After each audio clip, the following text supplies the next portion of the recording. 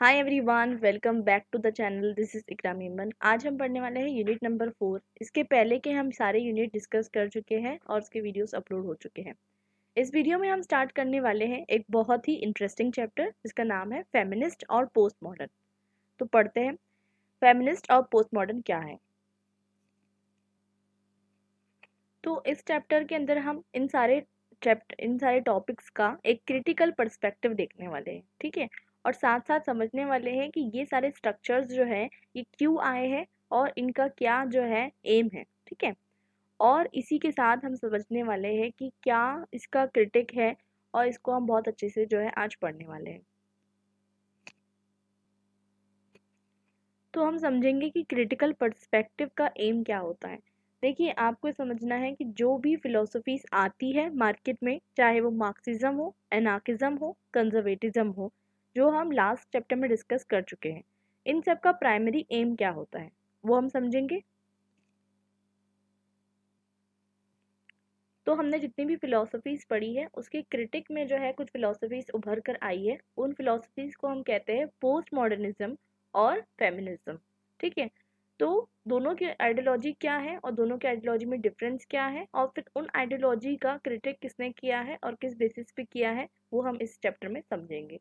सबसे पहले तो मैं आपको एक बात बता दूं कि आप देख रहे होगे 18th सेंचुरी 19th सेंचुरी में जो फिलोसोफर्स आते हैं जैसे कि मार्क्स, मार्क्स की जो आइडियोलॉजी है वो बहुत डिफरेंट है from other people, other philosophers. क्यों? क्योंकि वो एक साइंटिफिक आइडियोलॉजी देते हैं, ठीक है। वो एक साइंटिफिक आइडियोलॉजी देने की कोशिश करते हैं। वो न्यूटन के लॉज यूज करते हैं, वो जो है साइंस को यूज करते हैं और पॉलिटिकल थ्योरी का एडवांसमेंट करते हैं।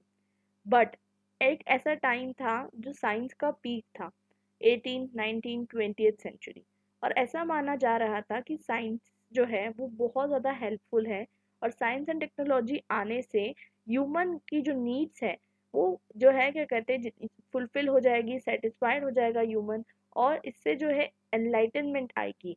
देखिए, आप एक चीज़ समझिए, आप सोचते होंगे कि 18 19 सेंचुरी में जो साइंस इवॉल्व होकर आया उससे हमारी लाइफ बहुत इजी हो गई, ठीक है।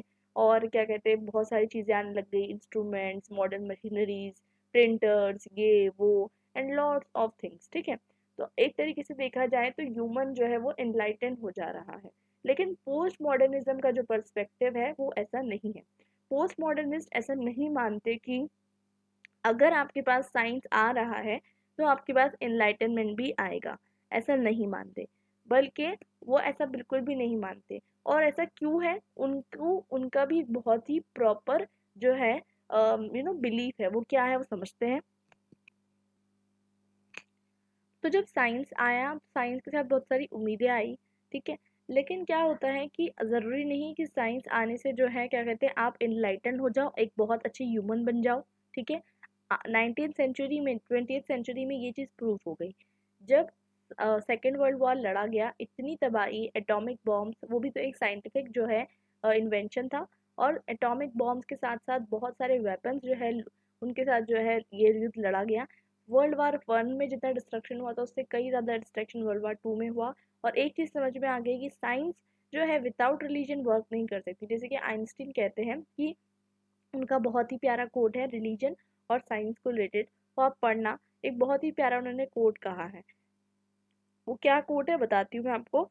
आपको उस कोट को जो है याद कर सकते हैं। You can write that particular quote in the exam.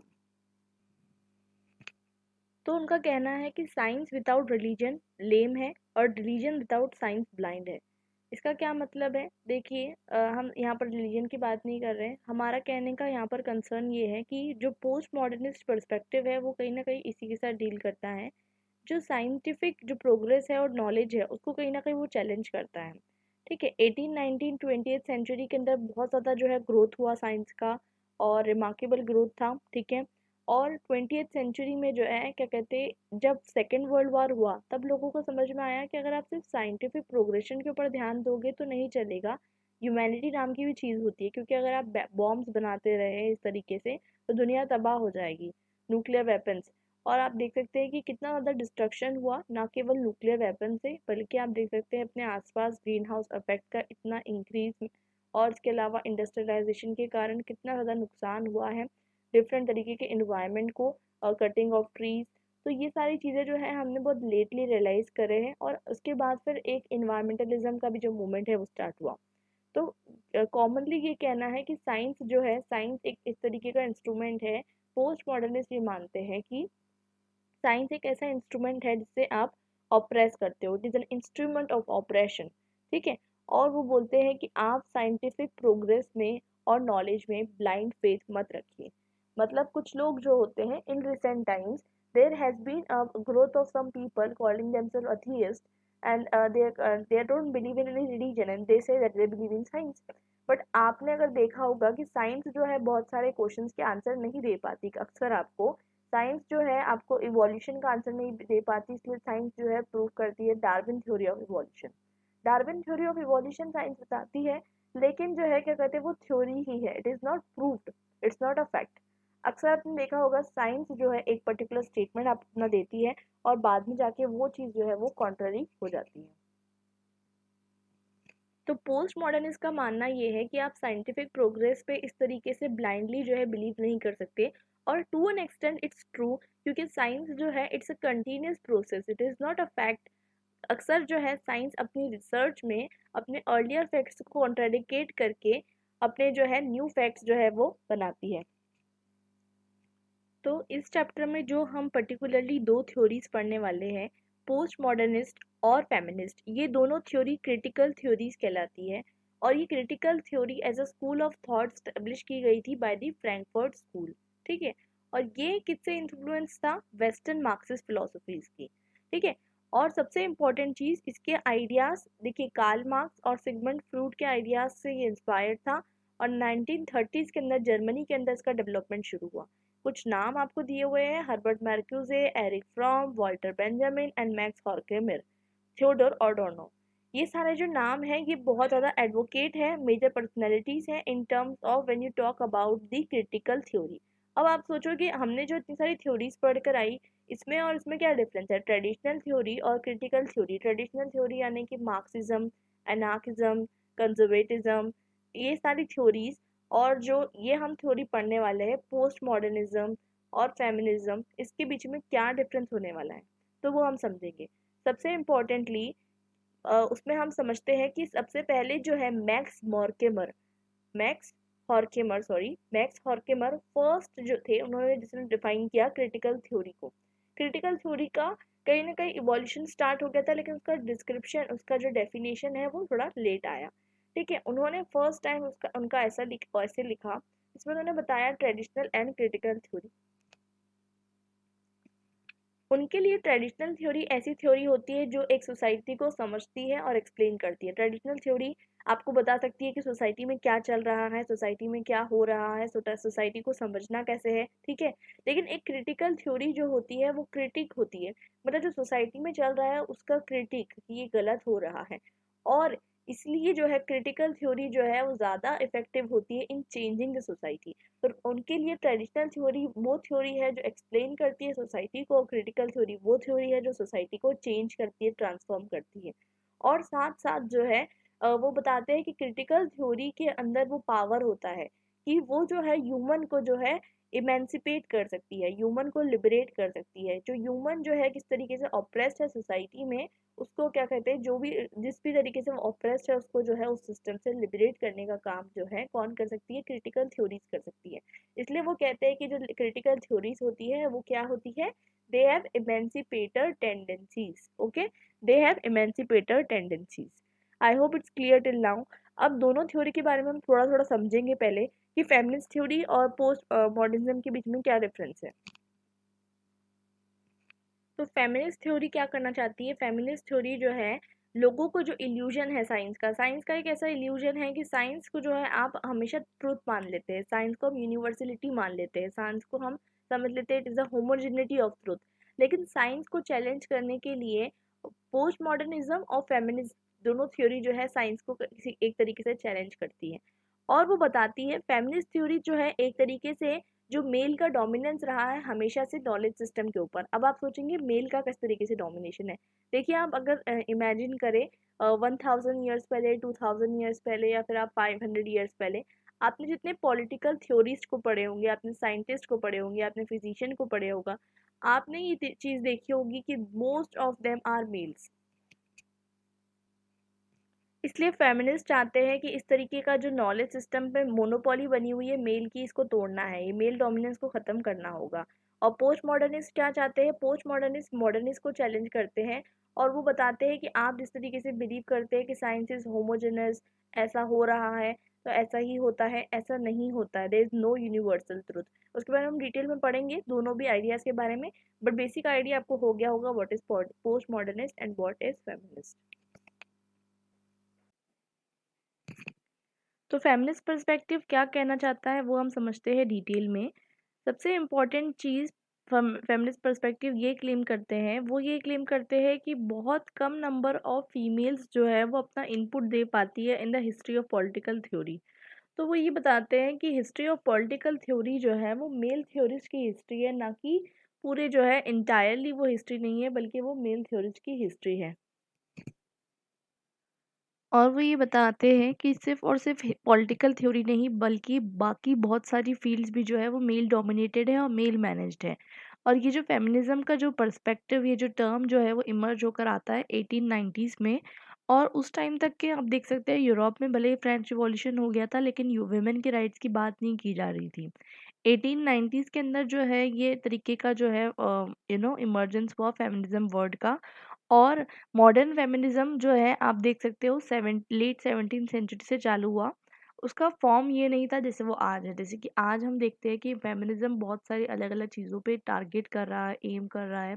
But earlier उसका जो है एम इतना प्रोस्पेक्टिव, इतना ब्रॉड प्रोस्पेक्टिव नहीं था उसका। वो इनिशियली चालू हुआ था लिबरल फॉर्म में। और लिबरल फेमिनिज्म का जो एक्सप्रेशन देती है मैरी वॉलस्टोनक्राफ्ट। मैरी वॉलस्टोनक्राफ्ट अपनी बुक में बताती है vindication of the rights of women. आपको एक बात बहुत कॉमन लग रही होगी कि इसमें कौन सी बड़ी बात है। Vindication of the rights of women में मतलब वॉलस्टोनक्राफ्ट बताती है कि जो मैन है, मैन की तरह जो विमेन है वो भी जो है इक्वल है, इसलिए उन्हें भी जो है इक्वल राइट्स मिलना चाहिए। तो ये इतनी बेसिक सी चीज़ जो है, जो आज के ज़माने में आपको कॉन्स्टिट्यूशन, ऑलमोस्ट एवरी कॉन्स्टिट्यूशन में आपको इनहेरिटली मिल रही होगी कि man and women will be given equal voting rights, right. लेकिन एक टाइम ऐसा था यूरोप में जहाँ पर जो है ये सारी चीज़ें जो है अवेलेबल नहीं थी वुमेन के लिए।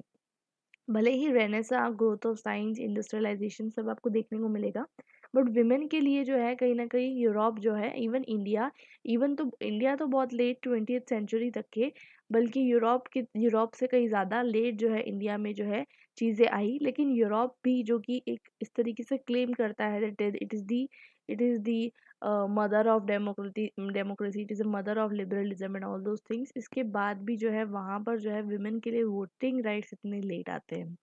तो अब हम देखते हैं कि विमेन के लिए वो क्लेम करती है कि वो चैलेंज करती है कि उनके जो कंटेम्प्रेरीज है वो विमेन को जो है सिटीजनशिप राइट्स नहीं दे रहे हैं। मतलब आप समझ सकते हैं एज लेट एज 1792 उनको वोटिंग राइट्स नहीं मिल रहे हैं। और वो आर्ग्यू करती है, उनको ये लिखना पड़ रहा है, उनको आर्ग्यू करना पड़ रहा है। She has to give the agreements, she have to give the arguments, और she have to write a book कि विमेन के अंदर सेम रैशनैलिटी है, पोटेंशियल है, और इसलिए कोई भी रीज़न नहीं है कि विमेन को जो है सेम स्टेटस नहीं इंजॉय कर रहे women as as compare to man. ठीक है। Nurture not nature, argued Wollstonecraft. मतलब देखिए, नर्चर और नेचर दो अलग अलग चीज़ होती है। Nature mean the natural thing. तो usually it is consider that women जो होती है it is not par with man, as because naturally it's natural कि आप जो है विमेन जो है it's not par with man. लेकिन वॉलस्टोनक्राफ्ट बताती है that no, it's nurture and not nature. Nurture means आप किस तरीके से बड़े करते हो, पालन पोषण करते हो किसी का। तो सोसाइटल नॉर्म्स अक्सर ये होते हैं इन इंडिया पर्टिकुलरली। अर्लियर जो जितनी भी प्रैक्टिसेस हुआ करती थी, जो पोस्ट वैदिक पीरियड से चली आ रही है, जैसे कि सती हो गई और बहुत सारी female fanticide, female infanticide, female foeticide and all those practices कहीं ना कहीं विमेन की जो, और एक पैट्रियार्की सोसाइटी जो कि बार बार जो है मनुस्मृति में आपको जो है इस पे बार बार जो है जोर दिया गया है, बार बार एम्फोसाइज किया गया है। एक पैट्रियार्कल सोसाइटी में बहुत सारे डिस्क्रिमिनेशन के फॉर्म आपको देखने को मिलते हैं। तो वो सारी चीज़ें जो है कहीं न कहीं एक पैट्रियार्कल सोसाइटी को जन्म देती है, जो आज भी जो है इंडिया में एग्ज़िस्ट करती है। लेकिन उस टाइम पे भी यही चीज़ एग्ज़िस्ट कर रही थी यूरोप में, इसलिए कहीं न कहीं जो वॉलस्टोनक्राफ्ट है वो बताती है कि जो नर्चर, जिस तरीके से आप किसी का पालन-पोषण करते हो, you raise them that yes you are a girl, you are a boy, and that leads to what? That leads to the gender distinctions. Gender distinctions इसलिए ही होते हैं क्योंकि आप जो है they you try to nurture them separately, you try to nurture them in a very different way. तो वॉलस्टोन criticise करती है कि ये जो अपील है, मतलब वो बोलती है कि नहीं, ये सब चीज़ें नेचुरल डिफरेंसेस नहीं है, there is no natural differences and there is no inequality because of natural differences, the inequality is because of the nurture, the how you nurture, how you raise up your child, how you treat him to be a boy, you treat him to be a girl. तो वो जो है matter करता है at the end and not the natural differences.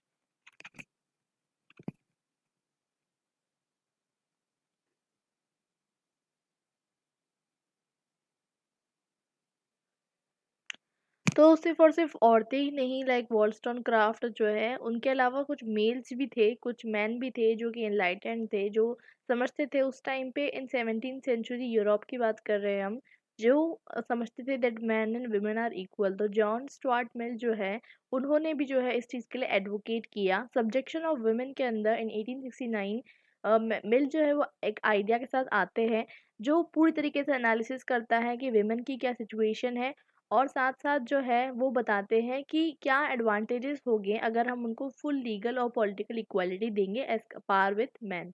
ठीक है? मतलब उस टाइम पे in it is not so it is not so much we are not talking about 2000 3000 years ago, we are just talking about 200 years ago. 1869 के अंदर, it's 19th century, and तो अब भी जो है विमेन को इक्वल पॉलिटिकल और legal rights नहीं मिल रहे हैं। ठीक है? तो वो बताते हैं कि किस तरीके से जो है नेचर ऑफ वुमेन है, और साथ-साथ वो ये भी बताते हैं कि क्यों जो है ज़रूरी है वुमेन को पॉलिटिकल इक्वालिटी देना। तो वो इसलिए ऐसा बताते हैं क्योंकि उनको लगता है कि उस टाइम पे जो विमेन का जो नेचर बताया जा रहा है वो कम्प्लीटली स्पूरियस है। इसका मतलब ये होता है कि कम्प्लीटली बनावटी है, कम्प्लीटली झूठ है, और उस तरीके का नेचर जो है विमेन का बताया जा रहा है, ये इसलिए बताया जा रहा है क्योंकि ये सब बातें जो है मनगढ़ंत है, और ये बातें जो है किसी ना किसी के एडवांटेज के लिए उस टाइम पे की जा रही है। तो इसलिए वो पूरी तरीके से इसको रिजेक्ट करते हैं, क्योंकि नेचर ऑफ वुमेन जो है सोसाइटी में उस टाइम पे जो कंसिडर किया जाता था यूरोप में, उसे वो पूरी तरीके से जो है अबॉलिश करते हैं, पूरी तरीके से रिजेक्ट करते हैं, और वो ये स्टेब्लिश करने की कोशिश करते हैं that women should be given the equal rights as compare to man. अब बात करते हैं स्कूल्स ऑफ फेमिनिज्म की। जिस तरीके से मार्क्सिज्म के हमने डिफरेंट आइडियाज़ को पढ़ा था, हमने कंजर्वेटिज्म के डिफरेंट आइडियाज़ को पढ़ा था, हमने लिबरलिज्म के आइडियाज़ को पढ़ा था, उसी तरीके से फेमिनिज्म भी जो है हर एक आइडियोलॉजी के अंदर बहुत सारी आइडियोलॉजी धीरे धीरे करके इमर्ज होते जाती है विद द टाइम। सो समझ लीजिए कि एक तरीके से जो आइडियोलॉजी है वो एक ट्री की तरह होती है, एक टाइम पे वो ग्रो करती है इन अ सिंगल वे, और बाद में जाके उसमें डिफरेंट ब्रांचेस आ जाती है, एंड वो डिफरेंट तरीके से जो है उसी आइडिया को रिप्रेजेंट करती है। Similarly with the schools of feminism, feminism के बहुत सारे different sort of schools emerge होकर आए। तो फेमिनिस्ट मूवमेंट जो है कंसर्न था वुमेन राइट्स के लिए और equality of sexes with which challenge male dominance. तो basic idea, basic tenets, core tenets जो रहेंगे वो सेम रहेंगे। They are challenging male dominance, they are concerned with the rights of women, and they are advocating the equality। ठीक है? लेकिन इनका जो पाथ होता है ये यूनिवर्सलाइज नहीं होता, इनका कोई सिंगल पाथ नहीं होता, और डिफरेंट फेमिनिस्ट जो है वो डिफरेंट तरीके से बताते हैं कि विमेन जो है, विमेन की जो इस तरीके की सिचुएशन है ये ऐसा क्यों है। तो आप पहले कॉज बताओगे, उसके बाद आप उसका क्या बताते हो, इफेक्ट बताते हो, और उसके बाद आप उसका क्या बताते हो, सॉल्यूशन बताते हो। तो सिमिलरली वो भी बताते हैं कि विमेन का उस टाइम पे इस तरीके की सिचुएशन का कॉज क्या है, और उसके बाद जो है उनका जो सॉल्यूशन है वो प्रपोज करते हैं। अगर हम ब्रॉडली देखा जाए तो और ज़्यादा बाद में भी जो है वेरिएशंस आए होंगे, लेकिन हम ब्रॉडली 3 तरीके से कैटेगराइज कर सकते हैं फेमिनिस्ट ट्रेडिशंस को। एक है लिबरल, एक है सोशलिस्ट, और एक है रेडिकल फेमिनिज्म। तो तीनों को हम डिस्कस करेंगे डिटेल में। तो लिबरल फेमिनिज्म क्या कहना चाहते हैं? लिबरल फेमिनिज्म बताते हैं कि दोनों मेन और वीमेन जो है वो इक्वल है, और दोनों का जो है इक्वल राइट्स होना चाहिए, पॉलिटिकल और पॉलिटिकल इंस्टीट्यूशंस में, एजुकेशन में, पॉलिटिकल और लीगल रिफॉर्म्स में इक्वल राइट्स दोनों को मिलना चाहिए।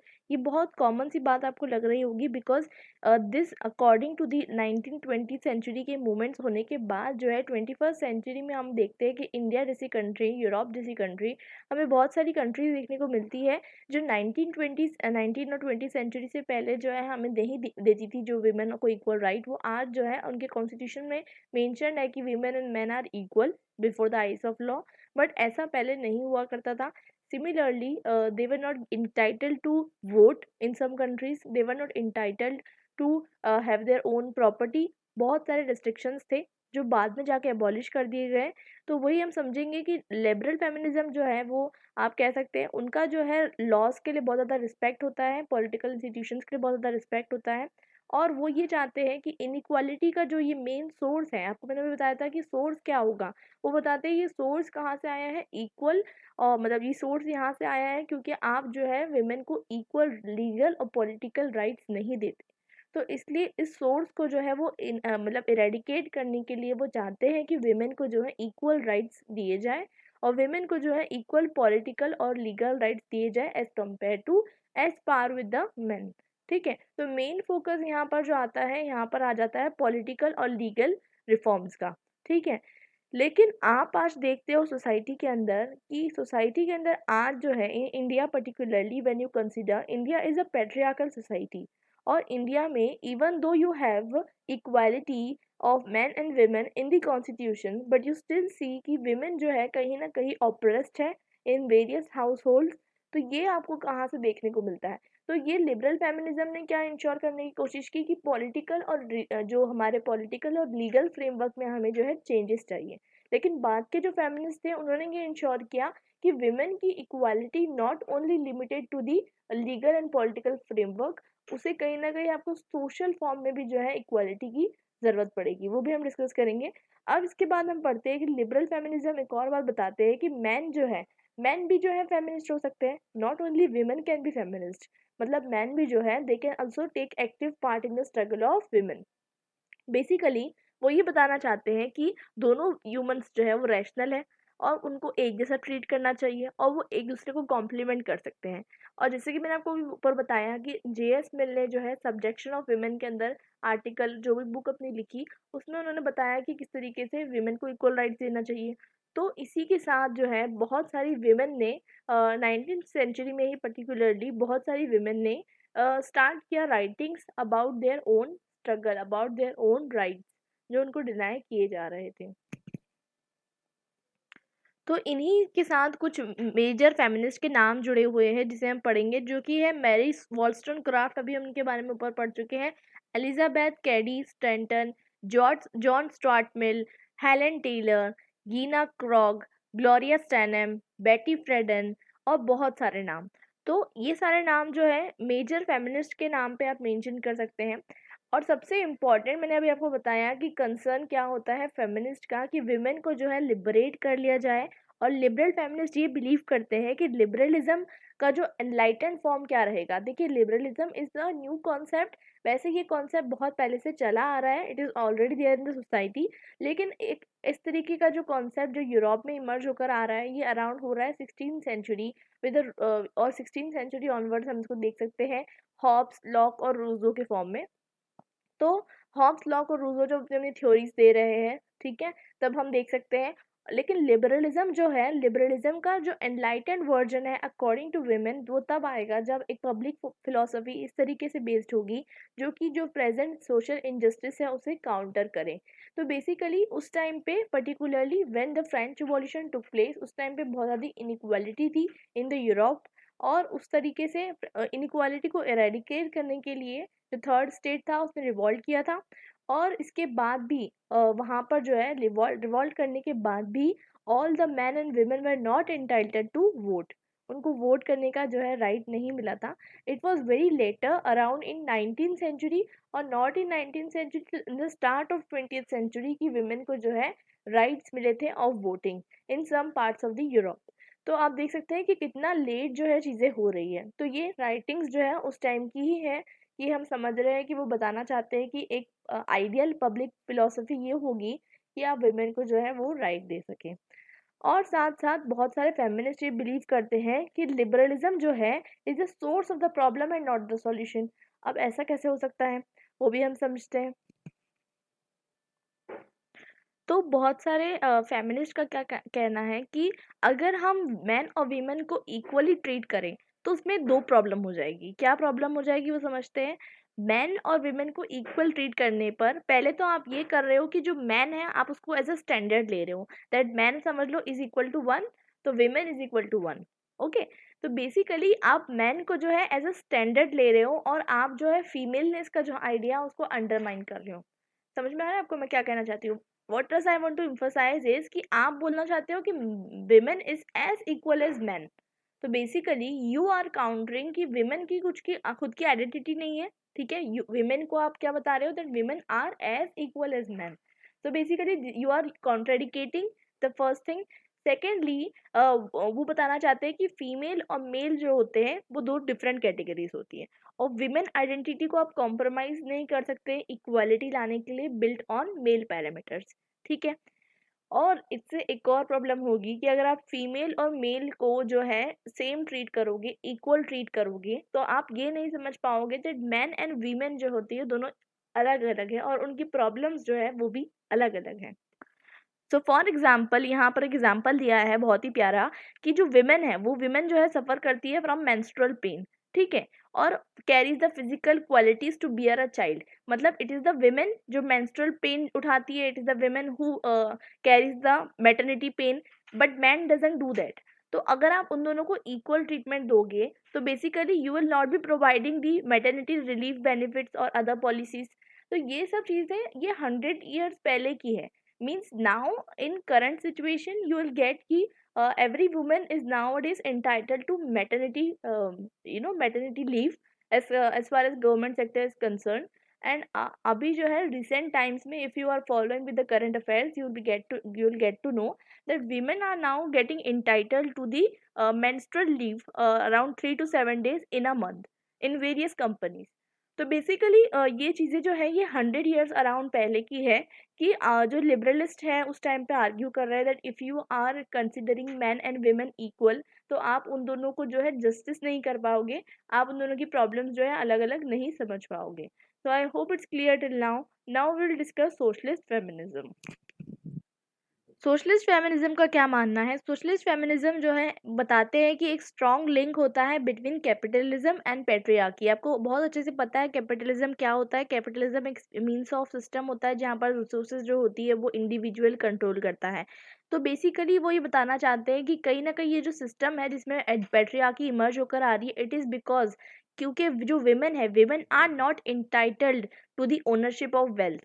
ठीक है, मतलब वो बताना चाहते हैं कि कहीं ना कहीं मैन और विमेन के पास इकोनॉमिक इक्वालिटी नहीं होने के कारण जो है विमेन जो है सब्जुकेट हो जाती है, विमेन जो है सबॉर्डिनेट हो जाती है, women are not treated equal to women as equal to man. तो बेसिकली ये बताना चाहते हैं कि जो इक्वालिटी है वो equality not only in terms of political and legal forms but equality in terms of economic form is also required. तो बेसिकली यहाँ पर जो है as compare to the liberal feminist जो समझते थे कि अगर हम पॉलिटिकल और लीगल राइट्स विमेन को दे दे तो सब चीज़ें इक्वल हो जाएगी, सोशलिस्ट फेमिनिज्म ये समझते हैं that not only social and political rights but also the economical rights.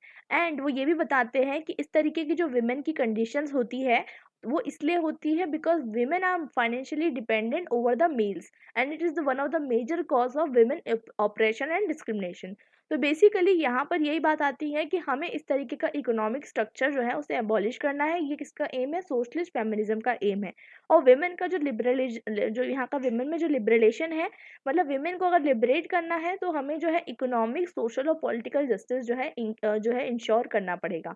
तो इसके अंदर जो मेजर सोशलिस्ट फेमिनिस्ट आते हैं वो है बारबरा एंड्रिक, Charlotte Perkins, Johanna Brenner, Silvia Federici, आपने इसमें से एम्मा गोल्डमैन का नाम सुना होगा, डॉना हैरावे।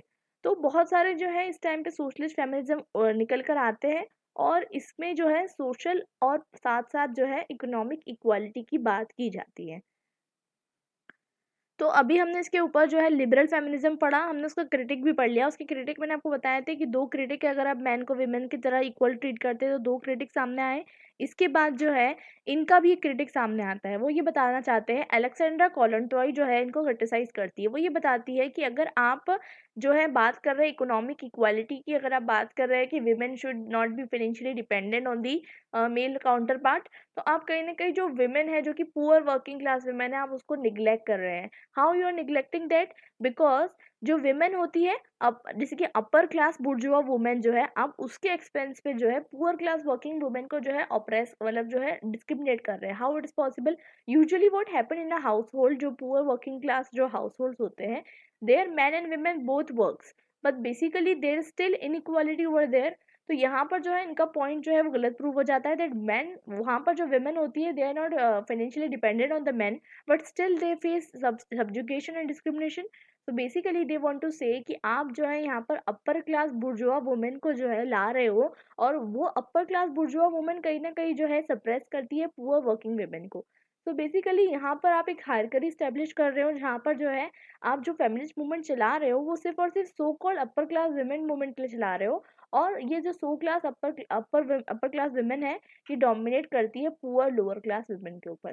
तो आई होप इट्स क्लियर कि अलेक्जेंड्रा कोलोंटॉय किस तरीके से क्रिटिसाइज कर रही है। They are taking the example of poor working class women and they are criticising it कि आप जो है आपका मूवमेंट सिर्फ अपर क्लास वुमेन के लिए चला रहे हो। रेडिकल फेमिनिज्म जो है वो क्या बताना चाहता है? Radical as a name suggest, radical से आपको समझ में आ रहा होगा, रेडिकल मतलब कहीं ना कहीं फोकस करते हैं कंप्लीट या फिर कंप्लीट रिवॉल्यूशन पे, या फिर वो बिलीव करते हैं पूरी तरीके से, वो बिल्कुल अत्यधिक, मतलब बिल्कुल एक्सट्रीम लेवल पे चल जाते हैं, और वो जो है बिल्कुल एक्सट्रीम फॉर्म ऑफ आपको फेमिनिज्म बताएंगे।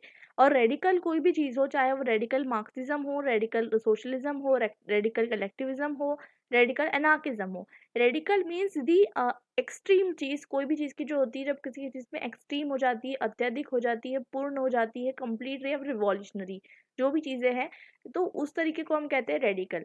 तो रेडिकल क्या बताना चाहता है? रेडिकल का फेमिनिज्म का ये अप्रोच है कि आप पूरी तरीके से जो मेल डोमिनेटेड सोसाइटी है उसको रीऑर्डर कर दो। मतलब रीऑर्डरिंग करना, मतलब वो बताना चाहते हैं कि मेल की आज जो है सुप्रीमेसी है सोशल, इकोनॉमिकल, पॉलिटिकल स्फेयर में। तो रेडिकल फेमिनिस्ट चाहते हैं कि पूरी तरीके से जो मेल की सुप्रीमेसी है इसको खत्म कर दी जाए, और विमेन के एक्सपीरियंसेस को भी काउंट किया जाए। बहुत सारी चीज़ों में जो है विमेन के एक्सपीरियंस को काउंट नहीं किया जाता, और साथ साथ जो है विमेन के एक्सपीरियंसेस को बहुत सारी जगह काउंट किया जाए, जैसे कि रेस, क्लास और सेक्सुअल ओरिएंटेशन। वो बताना चाहते हैं कि विमेन जो है इस सोसाइटी में इस तरीके से फंसी हुई है बिकॉज विमेन जो है they are oppressed by the man in a patriarchal society, और इसके लिए वो बहुत सारी चीज़ों को जो है डेविएट करना चाहते हैं, एबॉलिश करना चाहते हैं। वो पेट्रियार्की को तो ऑफ कोर्स एबॉलिश करना ही चाहते हैं, और साथ साथ जो है वो बहुत सारी चीज़ों के अगेंस्ट स्ट्रगल करते हैं। इसके अंदर बहुत सारे इंपॉर्टेंट नाम आपको देखने को मिलेंगे। एक है Mary Daly, Robin Morgan, John Stoltenberg, Andrea Dworkin, Catharine MacKinnon और मोनिक विटिग।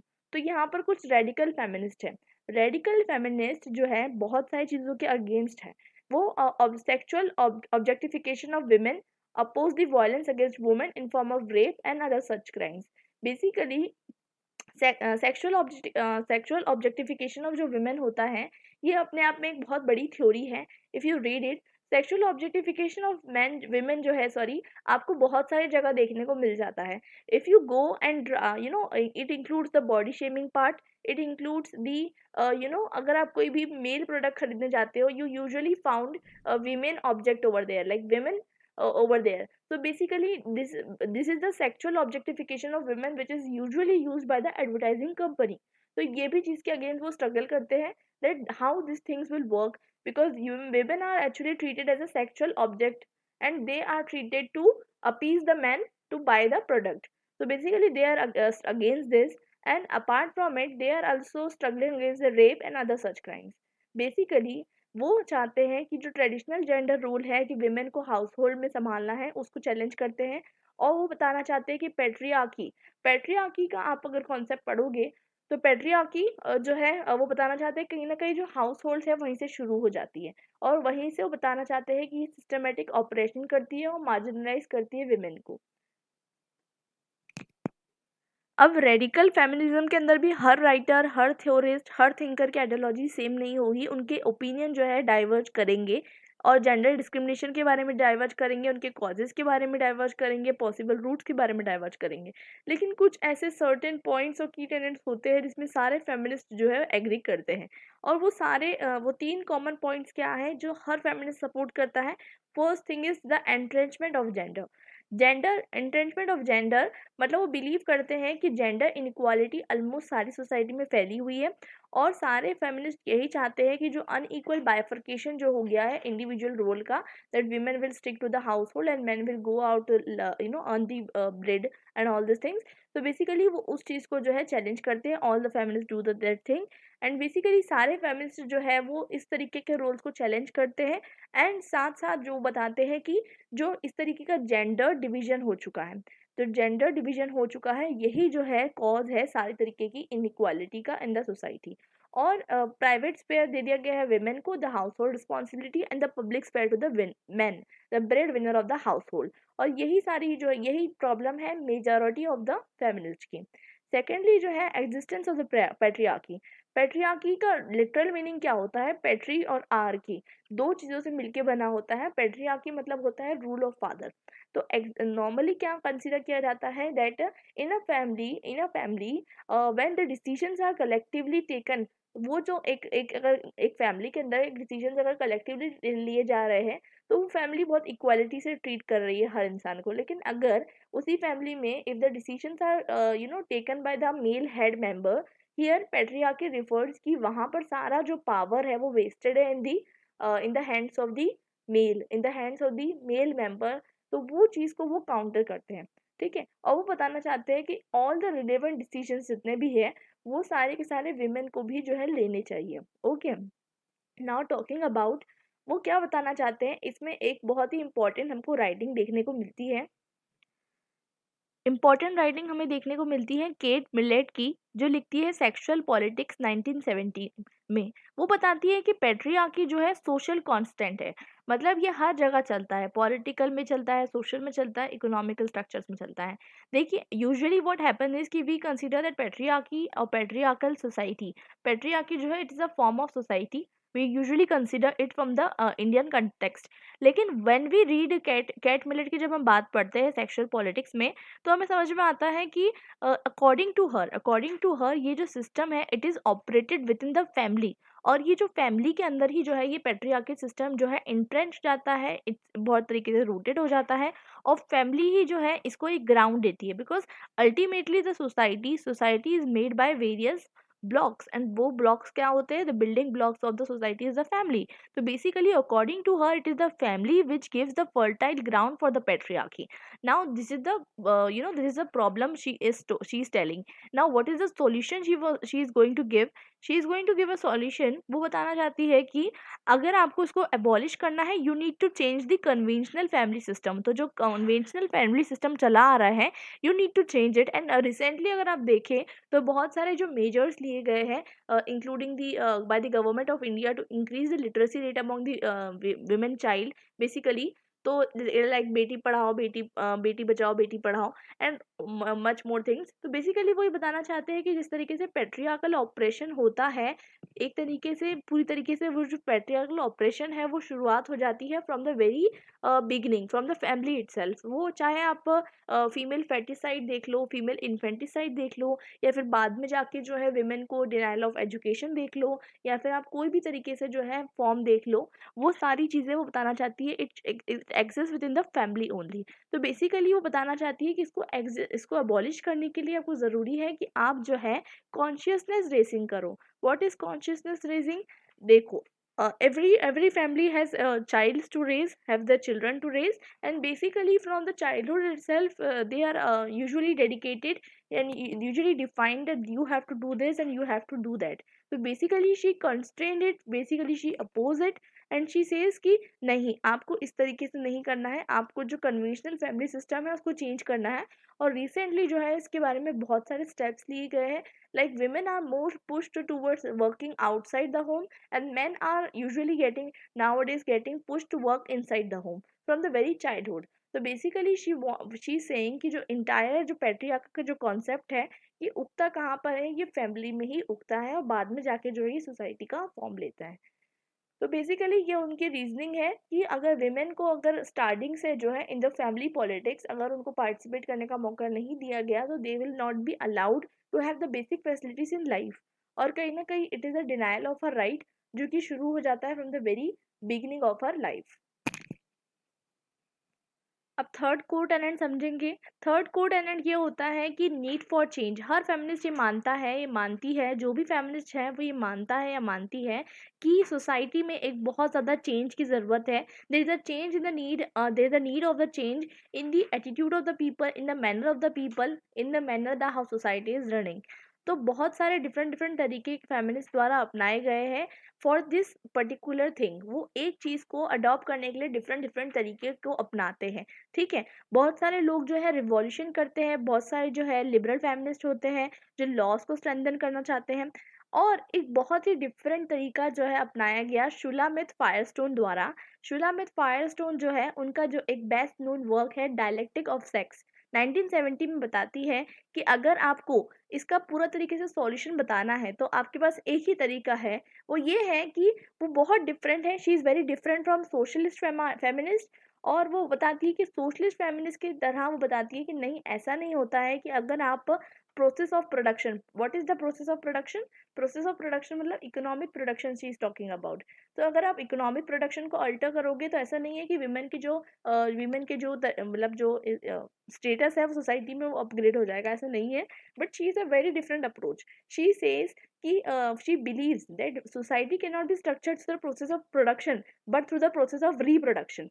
वो ये बताती है कि विमेन को जो है अपनी जो बायोलॉजिकल रोल्स हैं उसको आउटडू कर देना चाहिए। What she emphasise is, so she emphasises कि अगर जो विमेन होती है, विमेन को जो है क्या कहते हैं मॉडर्न टेक्नोलॉजी का यूज़ करके टेस्ट ट्यूब बेबी या थ्रू अदर रूट्स उनको जो है अपना जो बायोलॉजिकल रोल है उसको आउटडू कर देना चाहिए। तो इस तरीके का आर्ग्यूमेंट जो है शुलामित फायरस्टोन देती है। ये बहुत ही ज़्यादा रेडिकल और बहुत ज़्यादा जो है डिफरेंट आउटलुक है जो विमेन के पर्सपेक्टिव में जो है शुलामित फायरस्टोन देती है। लेकिन इसके अलावा जो है एक कॉमन टेनेंट है जिसके ऊपर सारी जो है फेमिनिस्ट जो है एग्री करती है, वो ये चेंज पे एग्री करती है कि सारे इंस्टीट्यूशन, पॉलिसीज, वैल्यूज और प्रैक्टिसेस में बहुत ज़्यादा चेंज की ज़रूरत है। तो इसी के साथ हम समझ चुके हैं कि what are the basic tenets of feminist and what are the types of feminist. और इसी के साथ हमारा ये वीडियो जो है ख़त्म होता है। नेक्स्ट वीडियो में आपको समझाऊंगी regarding the waves of feminism, किस तरीके से फेमिनिज्म का जो है मतलब ऐसा नहीं होता है कि आज किसी ने कुछ बोल दिया तो कल फेमिनिज्म उग के आ गया, ऐसा नहीं होता है। तो फेमिनिज्म जो होती है ग्रेजुअल और ओवरनाइट प्रोसेस नहीं होती है, ग्रेजुअल प्रोसेस होती है जो बहुत लॉन्ग पीरियड ऑफ टाइम में डेवलप होती है, सिस्टमैटिक थॉट्स डेवलप होते हैं। तो इसलिए डिफरेंट डिफरेंट वेव्स में डेवलप हुआ, और ये किस वेव्स में डेवलप हुआ ये हम समझने वाले हैं हमारे नेक्स्ट वीडियो में।